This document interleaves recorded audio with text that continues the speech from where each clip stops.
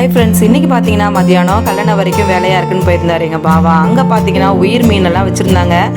எல்லாமே ஃப்ரெஷ்ஷான மீன். 11 மணிக்கு மேலே தான் எல்லா மீனும் கொண்டு வராங்க அப்படின்னு சொன்னாருன்னு சொல்லிட்டு சரி அங்கே போய் வாங்கலான்ட்டு போய் பார்த்தா அங்கே பார்த்தீங்கன்னா அவருக்கு பிடிச்ச குறவை மீன் இருந்துச்சு. ஆனால் குட்டி குட்டி மீன்னாலும் குறவை மீன் ரொம்ப நல்லாயிருக்குன்னு சொல்லிட்டு குழம்பு வச்சிரு அப்படின்னாரு. அதனால் அதை நல்லா உப்பு போட்டு உரசிட்டு நான் வந்து குழம்பு தான் வைக்க போகிறேன். அதில் பார்த்தீங்கன்னா சனையெல்லாம் இருந்ததுங்க. கடல் மீனில் முரல் மீன் பார்த்துருப்போம். 10 மீன்லேயும் முரல் மீன் இருக்குன்னு சொன்னார். அப்படியா, சரி வாங்கிட்டு வாங்க அப்படின்னு.